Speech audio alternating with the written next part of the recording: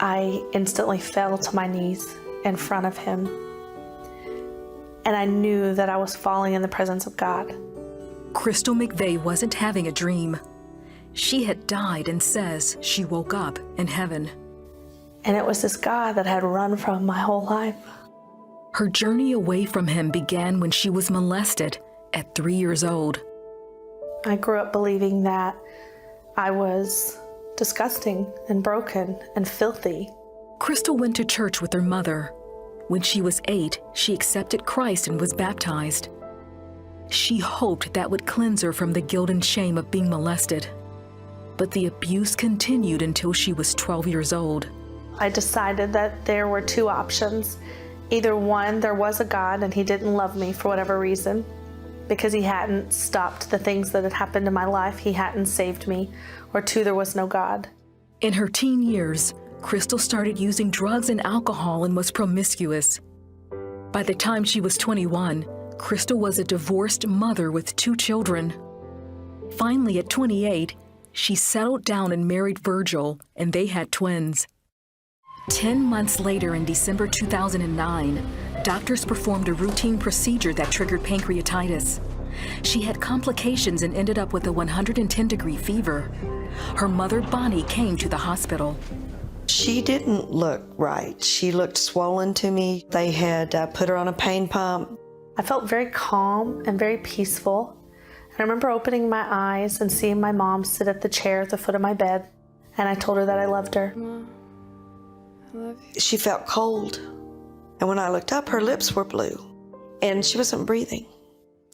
And I turned around and her face was black. And I just started screaming, she's dead, she's dead. The nurse told me, she said, you need to leave, you need to, and I told her, I'm not going anywhere. Code blue, we need the crash cart in here. Quick. For the next 9 minutes, doctors and nurses tried to resuscitate Crystal. About that time, Crystal's husband Virgil arrived.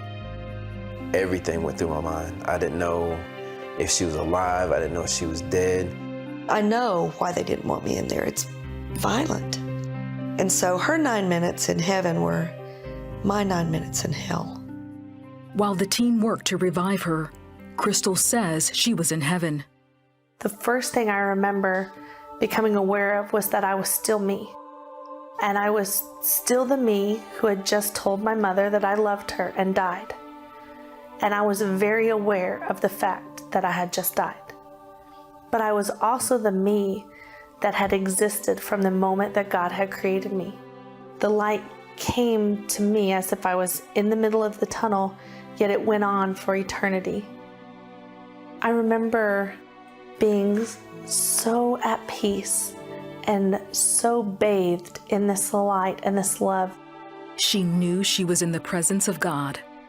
I didn't see a face. I didn't see any features other than this beautiful light. And words like amazing and perfect and beautiful, they fall so drastically short. I could not get enough of him. I could not breathe enough of him in. I could not get close enough to the light, and the light was all over me. Then, Crystal says she tried to ask God a question. I wanted to know why he didn't love me, or why he lets bad things happen. And yet as I stood in front of him and I faced him and I fell to my knees and I raised my hands, the question I called out to him was, why didn't I do more for you? Because in an instant, he revealed his true self to me, which is love. I had never truly worshiped God ever in my entire life, but I fell in front of him and I worshiped him. And as I lay there in worship and awe of this Creator, I remember saying, I could worship you for eternity. Crystal traveled with God down a tunnel toward the gates of heaven. She noticed a small child ahead of her. She wore a bonnet on her head and she had a little white basket in her hand. I watched her pick her basket up and dip it in the light. She would scoop it and then she would dump the light out as if it was water, and the light would cascade out of her basket, and she would throw her head back and she would laugh. And every time she laughed, every time she moved, my spirit began to swell as if it was a balloon with love. God revealed to Crystal that she was seeing herself at 3 years old. She was me at the moment that the enemy stepped into my life and whispered that I was worthless, that I was broken, that I was disgusting, that I got everything I deserved. She was the 3-year-old that heard that God didn't love her, that he had abandoned her, that he had forsaken her, and that God didn't exist. And he allowed me to know that he had allowed me to look through his eyes and to see the truth. And the truth set me free. All of Crystal's doubts about the existence of God and his love for her faded away. I remember what it felt like to be in chains. And I remember the moment that he took them from me. I was free, and he didn't just say, "Crystal, I love you." He allowed me to experience his love, and his love almost made me explode. Then Crystal says she heard her mother calling her name. And I said, "Can I go tell her that I'm okay?" And he said, "The choice is up to you." And I turned away from this light to go and find where her voice was coming from. And when I turned, he said, "Tell them what you can remember." And I remember calling back, "I'll remember everything, and I'll be right back." And I looked down through the floor of this tunnel of heaven, and it was as if I was looking at 1,000,000 shimmering diamonds. And the instant that I noticed those diamond-like substance, I was back in my body. Crystal woke up in the hospital surrounded by the medical team. And I turned to my mom, who was crying, and I told her that I was in heaven, that I was with God, and that I was in the most beautiful light, and that I was okay. Crystal left the hospital 8 days later. She'll tell you she left there a different person. My life has completely changed. The person that died in that hospital room was not the same person who came back in so many different ways. But the difference is that I know that there is a God who loves us. I know that there is a Father who really is listening to us, who really is holding us. Crystal has written about her journey in her New York Times best-selling book called Waking Up in Heaven.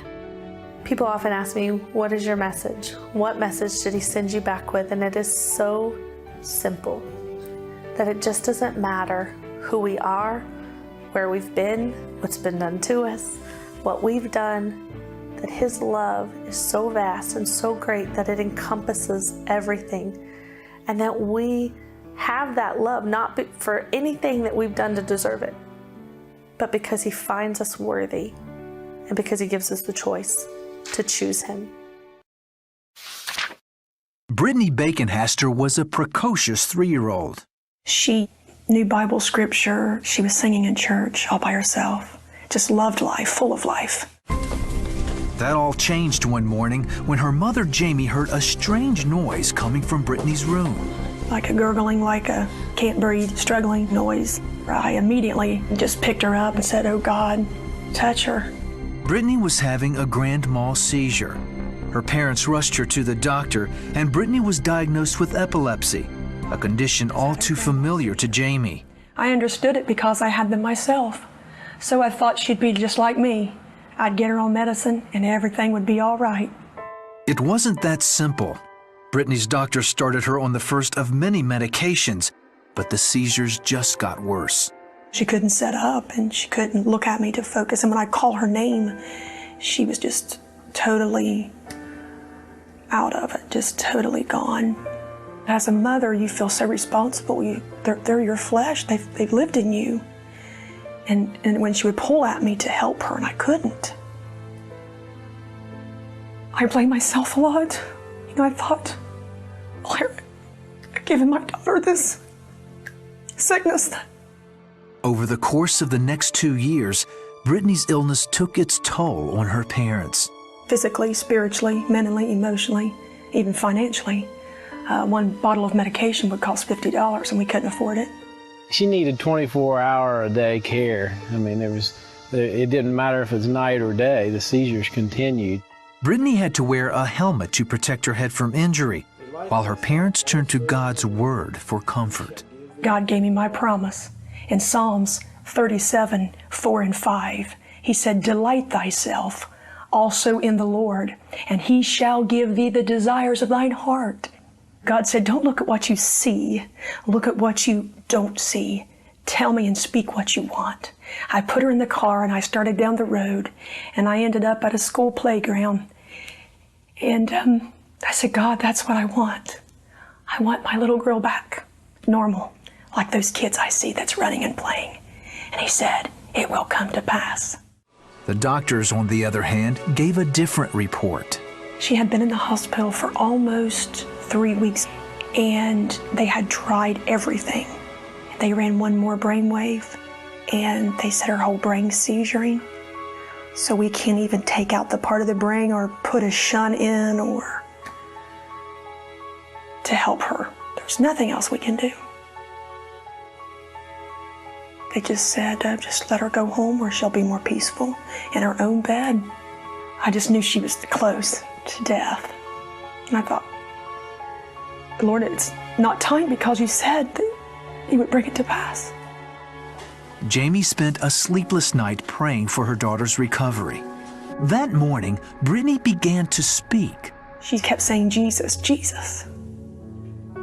And I could tell by the look on her face and her eyes that, well, she's responding, and she hasn't responded or talked to me for a good year at all.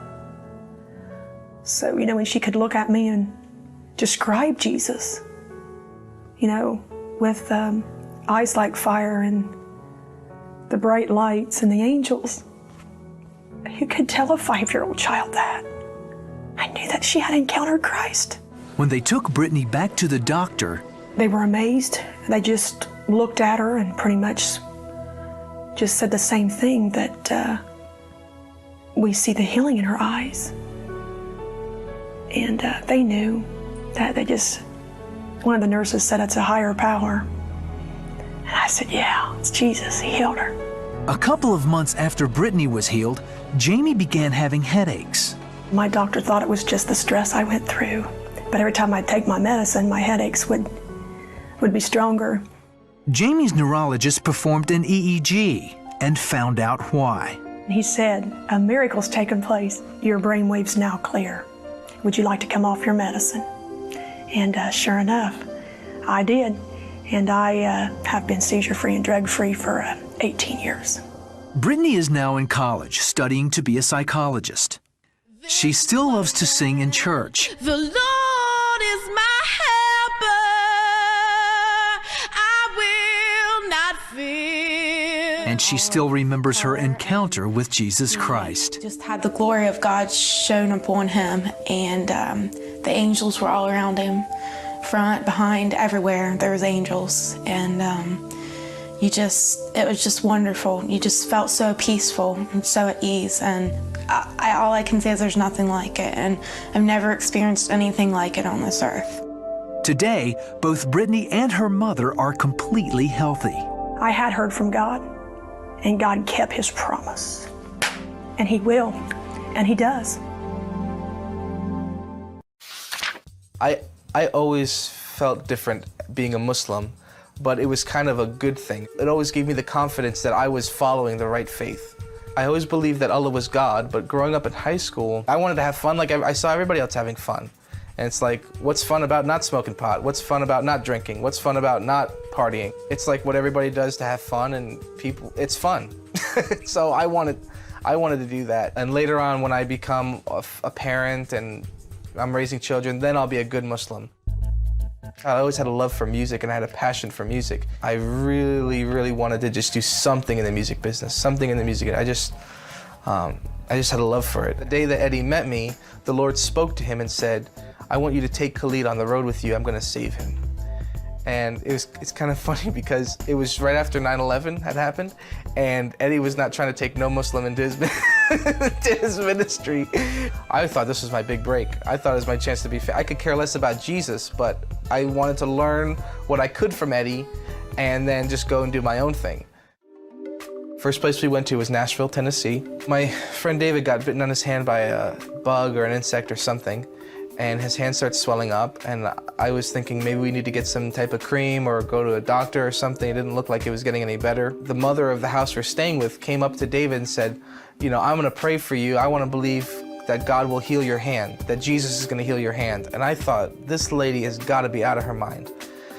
Jesus healing a hand, I said, that's the stuff they do on TV. It's like, give me a break, who believes that crap? Right in front of my face, the swelling goes away, and you couldn't even tell he had anything wrong with his hand. I had an infection in my mouth. My wisdom teeth were growing in crooked, but I also had an infection around my wisdom teeth, which is like pain on top of pain. I didn't get any sleep ever. It had been going on for like a good 2 weeks of just nonstop pain. So I walked up to her, I said, can you do for my mouth what I saw you do for his hand? And when she started praying for me, it was like gone. I knew it was gone. I just needed a minute to come to grips with what just happened. I remember sitting in the chair after she prayed for me. I sat down, I go, oh my God, my whole life is gonna change. Of course, everybody says, you know, do you feel any pain? Are you healed? I said, I've been having medicine all day long.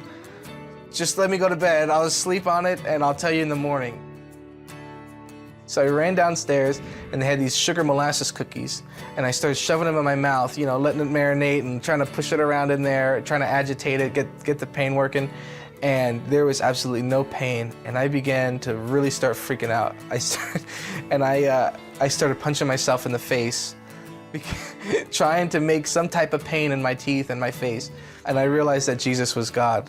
I never knew that God would be involved in a human life so personal that he would set them free and deliver them, and that he would care enough to do that and intervene.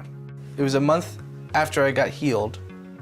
We went to this conference in Alabama, and it was the first time I heard the voice of the Lord, and the Lord spoke to me and said, if you want to know if this is real, get up and see for yourself.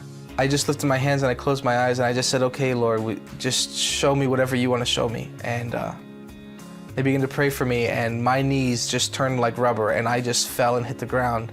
I couldn't stand. I said, okay, Lord, for real, God, Jesus, whoever. I said, I really want to know you. I really want you to give me all that you got. And so I just raised my hands, and with nobody touching me, nobody laying hands, I just fell over like a ton of bricks. I felt like I left my body, and I kept going up and up, like through the roof. And I feel like the Lord took me to heaven. The best way for me to describe it was that if love had a color, it's all that I saw. I have never experienced or felt a love like I had, and a peace that I had felt in that moment. I just had an encounter with him, and it didn't matter to me what he was. I knew I wanted to live for that God. I mean, he gave me a promise when I first gave my life to him that he was gonna save my whole family. He's gonna start with my sister, my mother, and then my father. So since then, my sister has come to the Lord, and a couple years after that encounter, my mother came to Christ. And so now they're both serving the Lord, and we're just believing the Lord to fulfill what he said he was gonna do, and go ahead and save my dad. I'm just so happy that I found Christ, and that I have a heavenly Father who even today, if to be honest, I'm not good enough, but I have a heavenly Father who loves me even in my weakness, and that makes me good enough. Success does many things to people. To me, it brought about not only accomplishments, but it brought about pride. Every home Alan Youngblood built, he built well. I would look at myself and think that these accomplishments were absolutely all mine. Never even imagined that possibly in the background there could have been a God who was directing my life. Alan ran a successful business constructing multi-million-dollar commercial buildings and luxury mansions, and everyone knew not to cross Alan Youngblood. I became a person of anger, explosive, almost to the point of danger sometimes. Anger became the thing that ruled my life in so many ways. It gave me power. They gave me position. And even though Alan went to church, his beliefs kept him far from God. The way I saw God was that He was a God that knew everything that I did and saw every sin that I ever committed, and possibly writing them down in a book in heaven. I found it impossible to love a God who was out to get you. Then one night on New Year's Eve, Alan went to church. As he stood at the communion rail, he says his soul was transported to another place, where he heard a voice that sounded like rushing waters. The scripture came to me, and it says, if you say you love God and you hate your brother, you are no more than a liar and a murderer. At that moment, he repented of his sins and experienced the forgiveness of God, something he had never really felt before. Alan was then carried away to a beautiful city with a gate made of pearl. But when I walked through those gates, my mind could not even conceive what I would see. Have we read about the streets of gold? Yes, but they were different.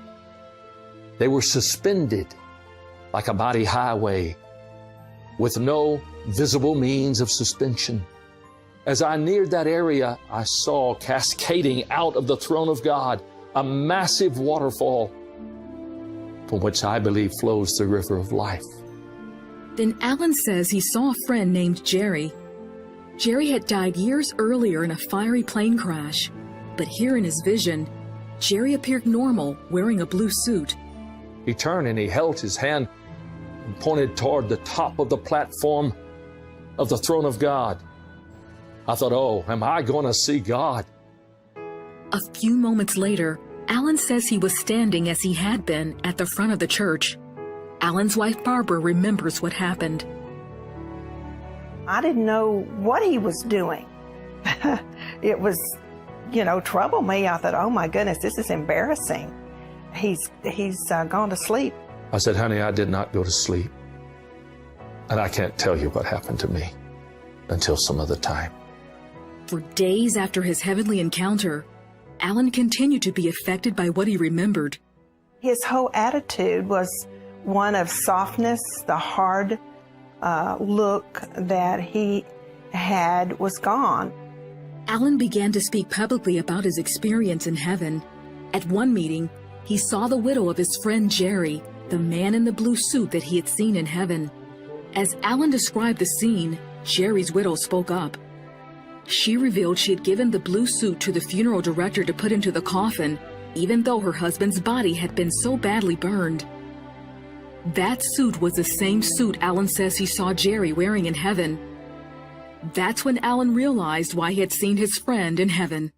To go back home, to tell one woman, there is a God, there is a heaven, there's life after death, and Jerry's there.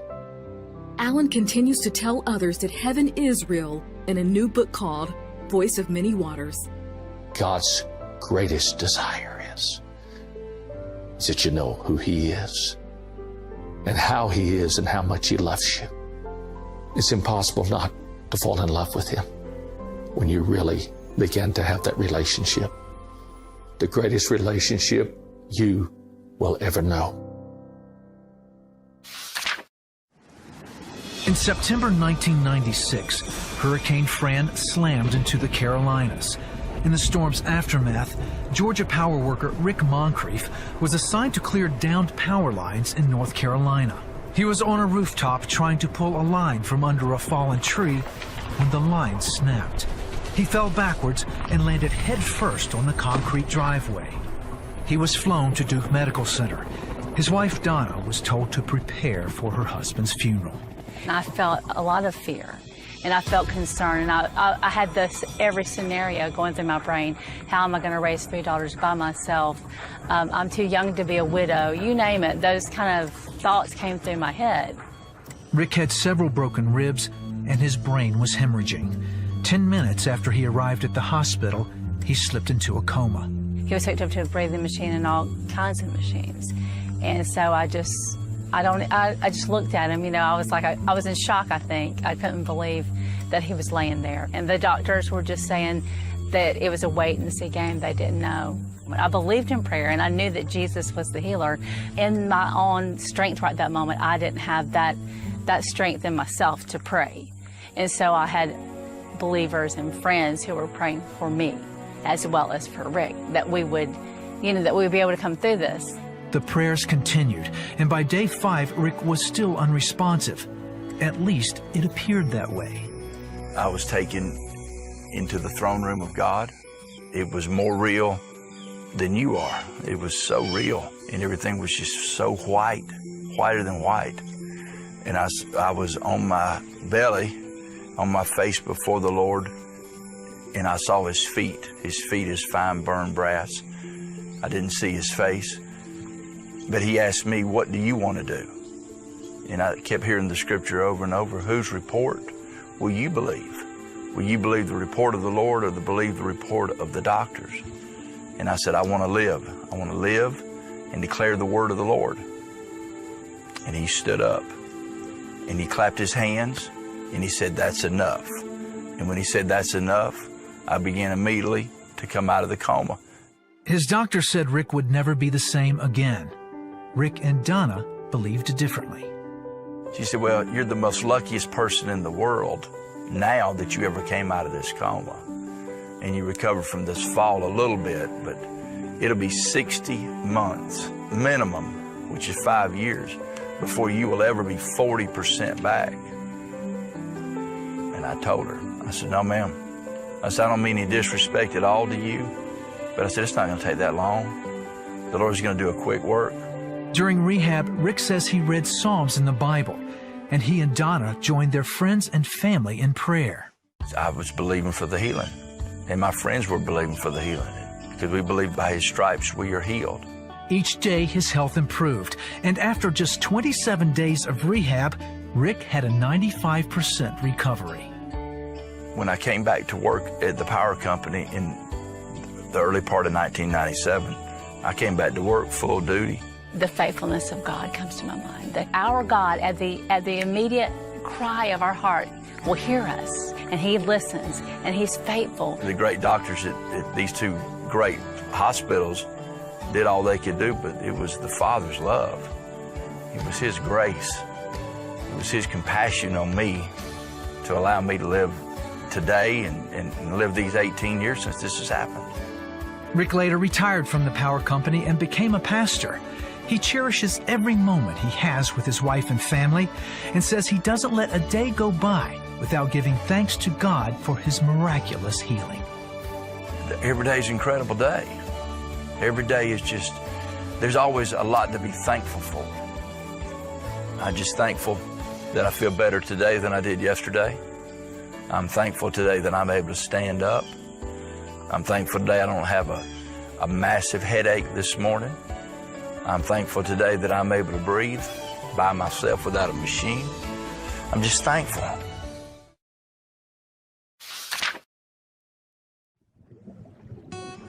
Hawaii, the Bahamas, the Virgin Islands. These are just a few of the exotic locations where Darnisha and Scott Taylor have scuba dived. As experienced divers, they thought they were prepared for anything. But in the waters of Crystal Lake, Michigan, death lurked underwater. We got prepared, put on our gear, and we started wading out into the water. What you do is you get to a ledge.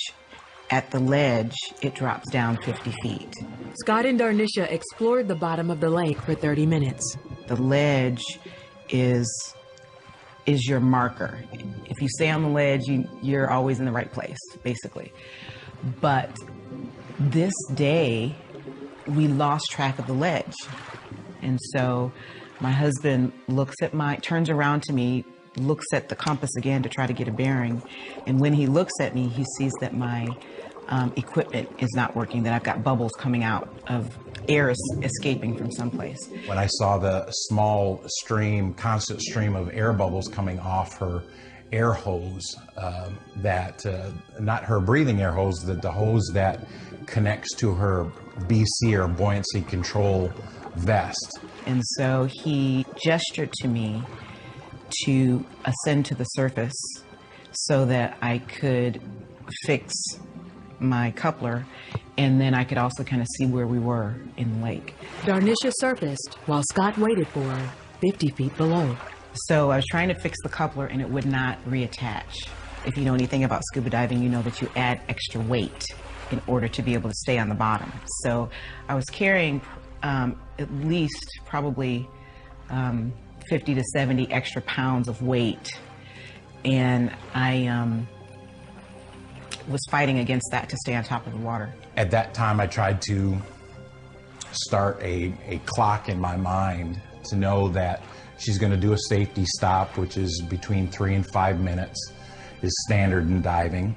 And then she's going to be on the surface and clasp it and then head back down. So I'm trying to run these numbers in my head because I know if it goes beyond this, there's something wrong. We need to call off the dive. I was starting to get winded and tired. So I thought, well, before I run out of air, let me fill out my BC manually, which is really the first thing that you're supposed to do. So I went to depress the valve to fill it up, and no air would go in. I was like, okay, this is not going to work. So I started really feeling like I'm in trouble. So I started praying, God, please send my husband to the surface. Please let him know that I need help. Darnisha struggled for several minutes. She had no more strength to stay afloat. I remember one of my final prayers to the Lord being, okay, Father, if this is your will, then I'm going to trust you to take care of everything that needs to be taken care of. That was the moment I shut my eyes and said, okay, Lord, just help me to swim straight. And that's when I drifted off into eternity. Got up to the surface, but was kind of surprised when, as I went up, that she was not around or not hanging on the line. I did a 360 a couple times, looking around. So I started looking for air bubbles on the surface. I woke up on my knees in this place that was, the only way that I can describe it is it was a room, but it had no walls. It was just a wide open, bright space. It was so peaceful. It was very pure.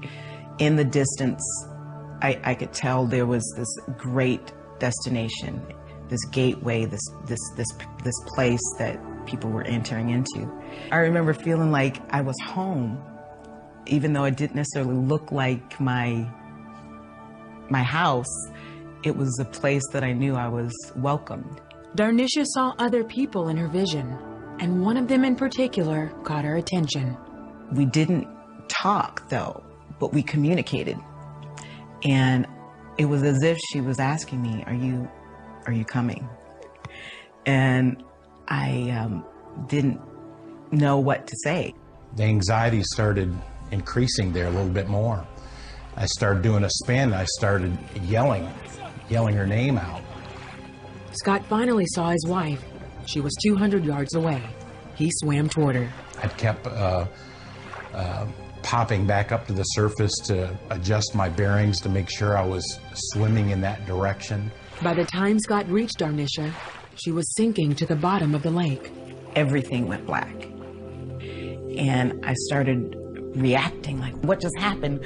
I'm home, why are they bothering me? And that was the moment that I remembered what happened with the accident and that I had drowned. Before that, in this peaceful place, I didn't remember any of that. I remember having to talk to myself and say, okay, I have a decision to make. And I remember actually having to specifically make the decision. Do I stay or do I come back? I heard clearly, you need to relax and let him bring you back. And so I said, okay. And I inhaled and allowed the process to happen. Absolute miracle that that I even found her in that lake. So I had her, my arm around her the back and just pounding as hard as I could on her chest and breathed into her mouth. And that first breath, just the first air coming back out of her lungs, wasn't her breathing yet, was just horrifying because all I could hear was the water gurgling in her lungs. Scott spotted a boat, and he screamed for help. As soon as the boat cut its engines, the first thing I heard was prayers of all three of the people on the boat praying and crying out to Jesus for help. As soon as we got her up, she coughed out all the water out of her lungs and started breathing. Scott and Darnisha were taken to shore. He drove her to the nearest hospital, 45 minutes away. After MRI tests and x-rays, Darnisha was treated and released the same day. The report that the doctor gave back was, it looks really great. It looks like it doesn't even hardly look like she had this type of an accident. There are so many people that God has behind the scenes on earth and in the heavenlies that are working for our benefit and for our good. He does not expect that our willpower will get us through difficult circumstances. That he understands that there is a process, that there are emotional things that we'll have to walk through, that there are circumstances that we didn't foresee, that he is still more than capable of giving us grace to be able to get onto the other side. It's about whatever is dealt to you, that you are able to walk through it with the love and the grace of God. And he will give you what you need in order to make it. All of a sudden, I felt this hot pierce. Then everything went black. Matthew and Nancy Botsford worked hard and played even harder. They pursued everything in life with gusto, except when it came to God. I knew God existed, but that's it. That's it. Yeah, that's it. But everything changed on one March night in 1992.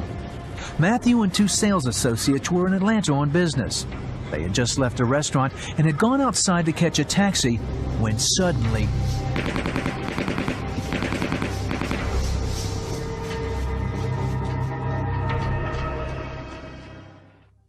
Matthew and his friends never saw it coming.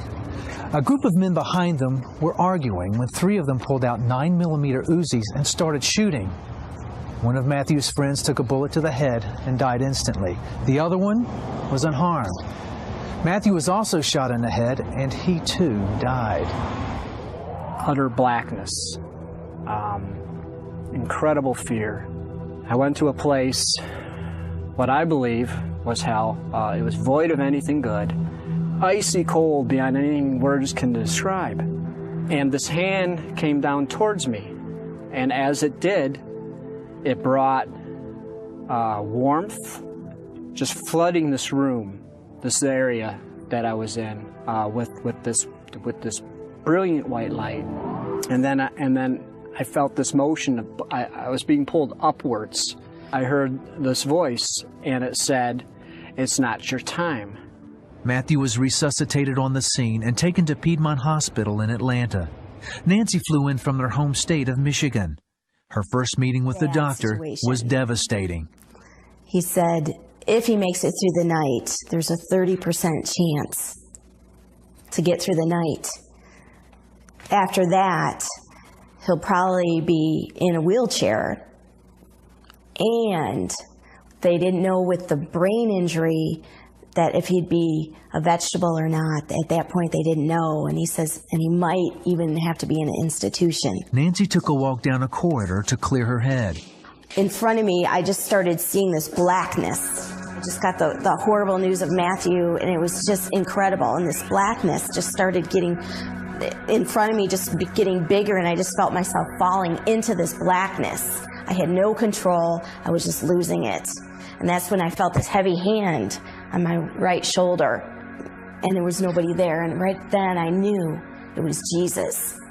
I went straight back to Matt's room, And he's all wrapped up and bandaged, and I just said, Lord, and I'm not saved, nothing. I went, Lord, bring back my husband, even if he's in a wheelchair.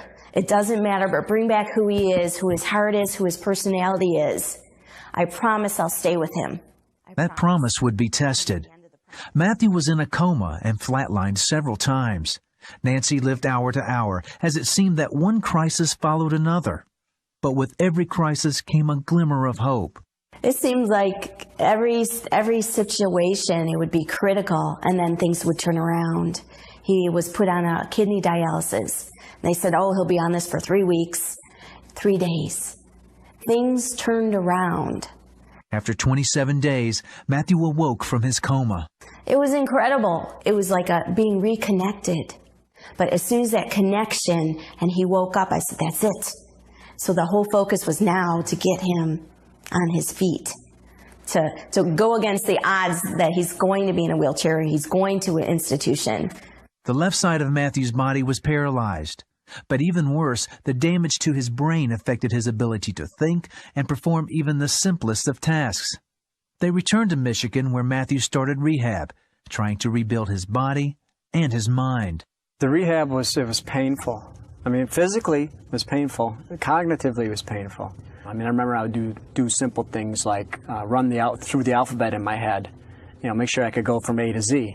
They were teaching me and helping me how to eat. For 2.5 long years, Matthew worked through the pain with Nancy by his side. Progress was slow. He eventually left the wheelchair and walked with a cane. But recovering mentally was a much slower process. But Nancy remembered her promise to stay with Matthew through it all. Cognitively, he was not with it. He was in la-la land. And so, yeah, it was that thought of, you know, boy, I didn't sign up for this. But I remembered I made that promise, and that was stronger than what I signed up for. The Botsfords were so focused on Matthew's regimen, they all but forgot their experiences with God. There was no focus there. There was no focus. It was all about Matthew and get him, you know, to get more therapies. That is until they moved to Florida. One day Matthew met a neighbor while out taking a walk. And I remember kind of like looking up and saying, hey, where's a good church around here? And I was just like, floored me what came out of my mouth and floored my wife. I said, what? We're not looking for a church. But eventually, they attended an Easter service. We just knew then. We both looked at each other and said, this is it. This is what we need. And it was this peace, this anchor, this stability. It just like took us over. Through the years, they began to recognize God's hand in their journey. Today, Matthew walks without the help of a cane. Mentally, he earned a college degree and is writing a series of sci-fi children's books called Johnny Rocket. All of which is pretty amazing, considering the bullet is still in Matthew's head. But the big miracle in this story? When I was dead, I didn't cry out for God. But yet he came down and with his own hand pulled me up out of hell and says, it's not your time. I mean, that's a loving God. The miracle is how God so much loved Matthew that he didn't just leave him in hell, that he brought him up. But the miracle is how he changed his heart. God exchanged his heart for Matthew's and gave him his own. That's the miracle.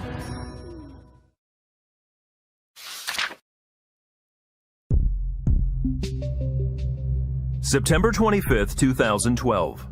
Cops follow a tip. The man they're after is inside an apartment building. Officer Ali Perez takes the lead. I was in charge of investigating a case where the woman discovered that her 2 daughters were being molested by her live-in boyfriend.